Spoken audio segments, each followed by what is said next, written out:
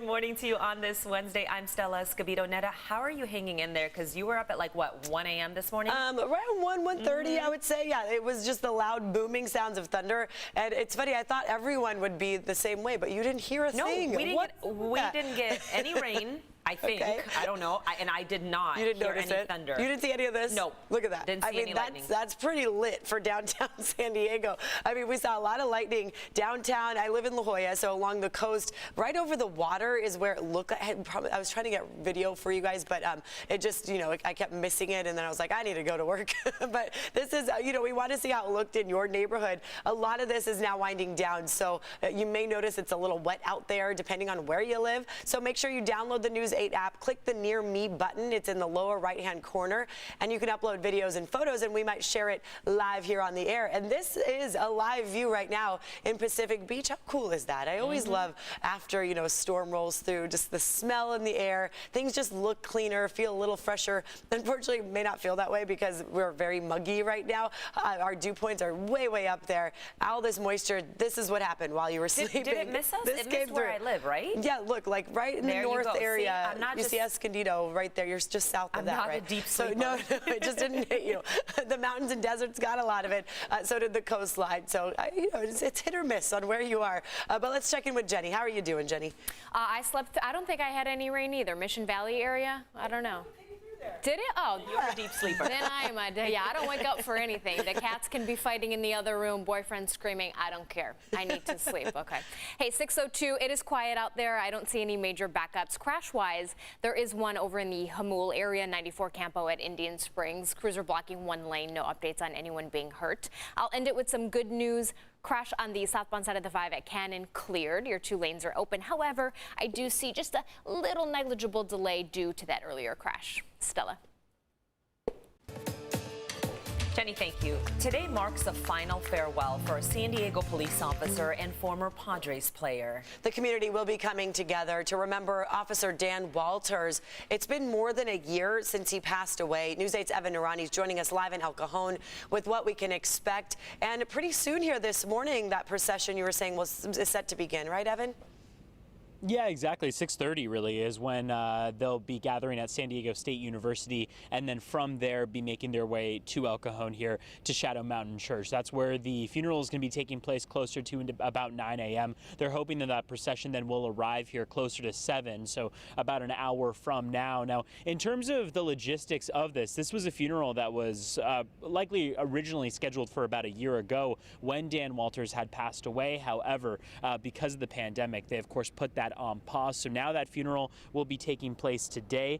Keep in mind, this is an officer who was paralyzed by injuries sustained back in 2003 and has been very open about his struggle and rehabilitation since then. Now, Walters was also known for his time on the baseball field before joining the San Diego Police Department. He played as a catcher for the San Diego Padres. That was during the 1992 and 1993 seasons. 5 years later, in 1998, he became a police officer with the San Diego Police Department. The Police Officers Association says that he became paralyzed from the neck down after a 2003 shooting during a traffic stop that turned out to be a violent domestic disturbance in progress. That was on 43rd Street in Southcrest.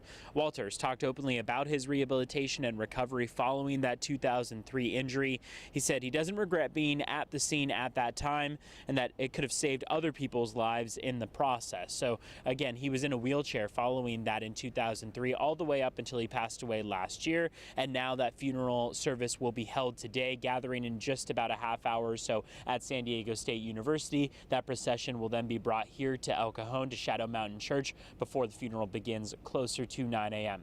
If you want to stream that funeral service, you can head to our website at cbs8.com. You can also watch it on the News 8 app. We'll be carrying it in its entirety from start to finish, and you can also see that funeral procession as well.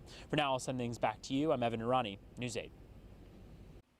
Evan, thank you. We are following just a heartbreaking story impacting both sides of our border. A surf school owner with ties to San Diego is now accused of murdering his 2 toddlers. It's so young. It's just so hard to hear. News 8's Chris Groh joining us live in San Ysidro now, and you've been staying on top of the latest developments. So what details do you have now, Chris? And Matthew Taylor Coleman, that is this man's name, the 40-year-old in federal custody right now. He was actually arrested trying to cross back into the United States of America from Mexico here at the San Ysidro border crossing. Now take a look here at your screen. This is a picture of Coleman, and we also know there are a number of other pictures taken from surveillance cameras that Mexican authorities say show exactly the timeline of how they believe what led up to eventually the murder of these two children, a 3-year-old boy and a 1-year-old girl. Now, Mexican law enforcement say that they found both children stabbed multiple times at a ranch in El Descanso, but using surveillance cameras, law enforcement discovered that Coleman had actually checked into a City Express hotel in Rosarito with his two children on Saturday evening at around 8 a.m. Coleman can be seen in those surveillance images leaving the hotel with his kids early Monday morning just before 3 a.m. He then returned about 3.5 hours later by himself. Shortly after that, authorities arrested Coleman at the border on suspicion of murder. Now, Coleman remains in federal custody while a joint investigation continues amongst investigators here in the United States of America, as well as U.S. Customs and Border Protection and Mexican authorities. Now, Coleman does own that surf school in Santa Barbara, but according to the school's website, Coleman has ties to the San Diego area as well, earning his bachelor's degree at Point Loma Nazarene University before attending UC Santa Barbara for his master's. Now, Coleman could be extradited to Mexico to face charges if ultimately convicted of murder of both of these children. He could face the next 60 years in a Mexican prison. Stella, Netta.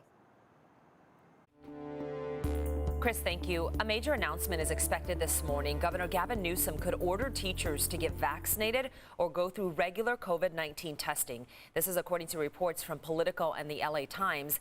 The governor will announce the new requirement for all California school employees today. It would be the first of its kind in the nation for teachers. As of now, San Diego Unified has not required vaccines for its teachers, but other districts like San Francisco Unified, Long Beach, and Sacramento already have similar policies in place. And starting today, small businesses can start applying for financial relief. San Diego Mayor Todd Gloria and the San Diego Foundation launched a grant program to help small businesses and local nonprofit organizations. This program provides $12 million in aid. Applications will be accepted through September 21st. And for a link, September 24th, that is. For a link to apply or see if you're eligible, go to CBS8.com and click on the help button.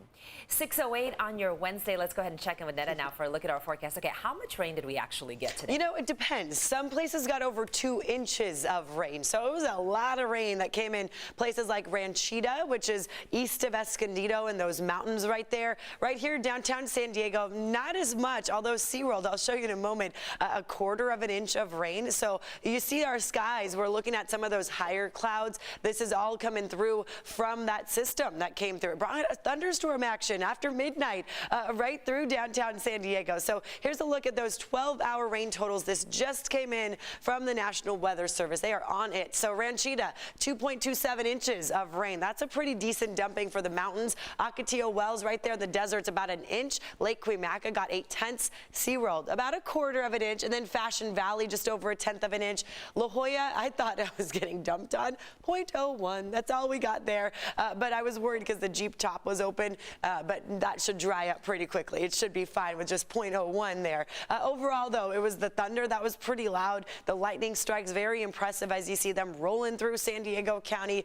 Yeah, that thunder certainly rolled on into town. But as you see, most of this now has definitely moved along. So it's once it got west of the mountains, it calmed down a bit. It did leave its mark here and there, but not obviously as much as what the mountains and deserts saw. Right now, just a little bit of remnant activity, I would say. Just a few drops here and there, nothing too major. Over the ocean, just off the coast of Imperial Beach, off the coast of downtown. That's where that last little cell is just hanging, bringing some rain over the water, but that's it. Overall, the lightning strikes also appear to have calmed down. We certainly saw them. I mean, I'm waiting for the tally of how many strikes, but look at that. I mean, that's an impressive amount coming through Borrego Springs.